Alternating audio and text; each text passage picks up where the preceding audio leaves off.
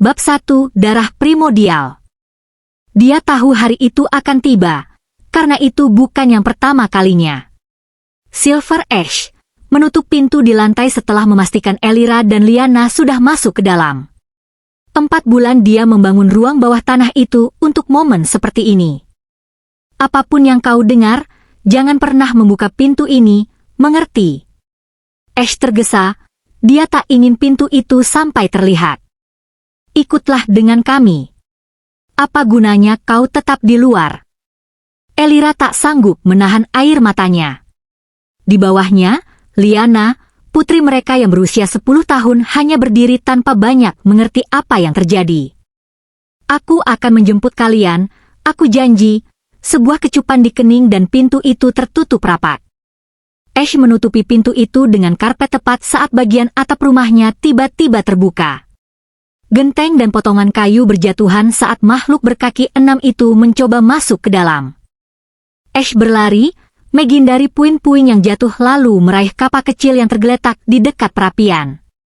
Makhluk itu sebesar beruang dewasa, tubuhnya yang berat mendarat di hadapannya, membuat lantai kayu berdecit. Heaa! Ash mengayunkan kapak, tapi makhluk itu mengayunkan tangannya ringan dan kapak itu jatuh begitu saja.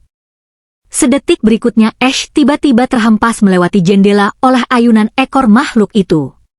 Tubuhnya jatuh berguling di tanah, Ash segera bangkit karena tahu serangan itu tidak akan begitu saja berhenti. Arg! Tolong! Pergi!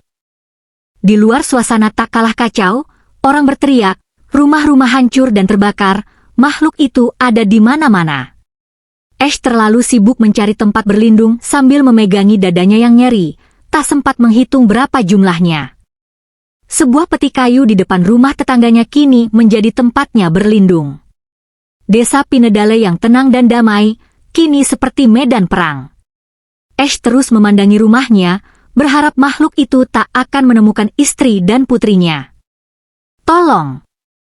Nyonya Milena, istri kepala desa yang sering membuatkan kue kering untuk Lyanna, mencoba meraih apapun di tanah yang kosong saat tubuh gemuknya terangkat. Satu kakinya sudah berada dalam gigitan makhluk tersebut.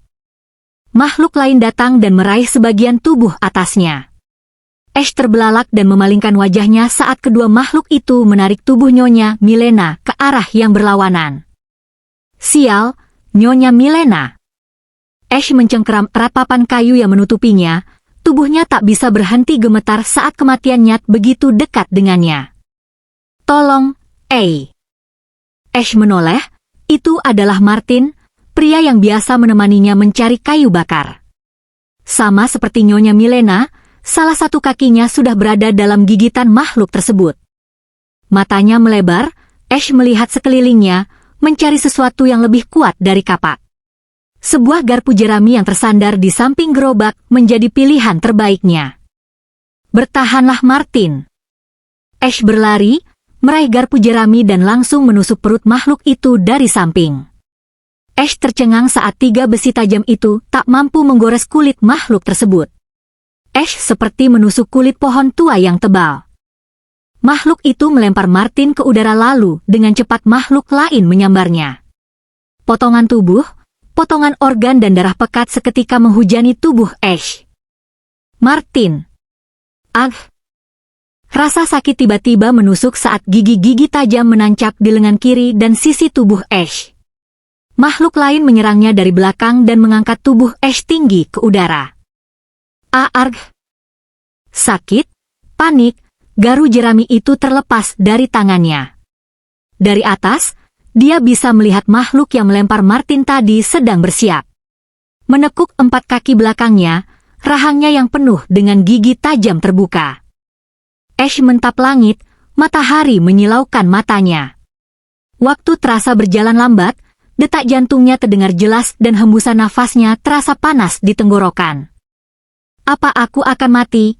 Batinnya. Ash memalingkan pandangannya. Elira, Lyanna. Ash dapat melihat 3 makhluk itu mengepung rumahnya, 2 terlihat dari jendela dan 1 sedang merangkak di atap. Suara Elira terdengar sangat jelas dan seolah membangunkan Ash. Liontin kalung berbentuk silang dengan salah satu sisinya lebih panjang, langsung terlepas dari leher Ash. Brengsek! Dengan benda itu di tangannya, Ash langsung menusuk mata makhluk yang mencengkeramnya. Tubuhnya jatuh tepat saat makhluk yang tadi melempar Martin sudah melompat di udara dengan mulut mengatuk. Dengan cepat, melawan rasa sakitnya, Ash meraih garpu jerami dan menusuk ke atas tepat di bagian bawah rahang makhluk itu.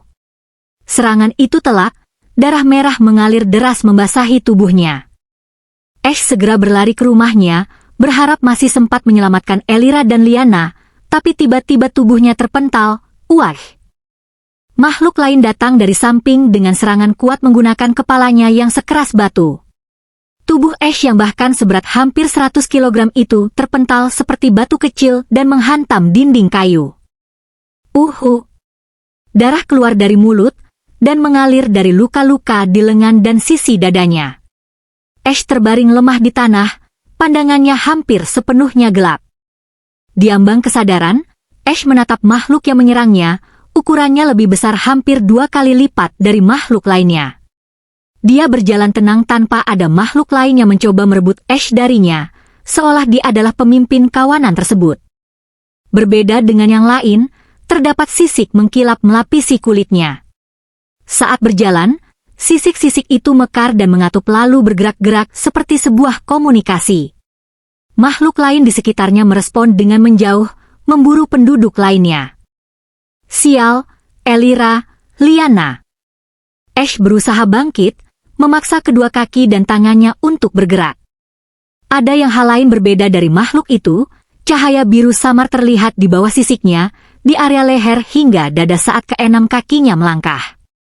Ash menghunuskan garpu jerami yang masih tergeletak di dekatnya. Akan tetapi benda itu sama sekali tak menolongnya.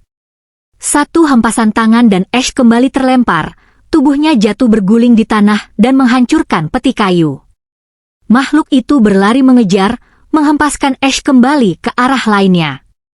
Membentur dinding kayu, menghancurkan gerobak hingga terguling-guling di tanah, Ash benar-benar sudah mencapai batasnya. Lemah, sekarat, Ash memandangi rumahnya lagi, suara Elira tak terdengar lagi dari sana. Dadanya sesak, karena serangan juga karena pikirannya yang sudah kemana-mana ke arah yang buruk. Kini tawaran Elira untuk tetap bersamanya menjadi penyesalan bagi Ash. Dia seharusnya tetap bersama istri dan putrinya. Tiba-tiba mata Ash melebar, Elira berlari dengan Liana dalam pelukannya, menuju gudang kecil di belakang rumah. Dua makhluk itu mengejar di belakangnya. Elira.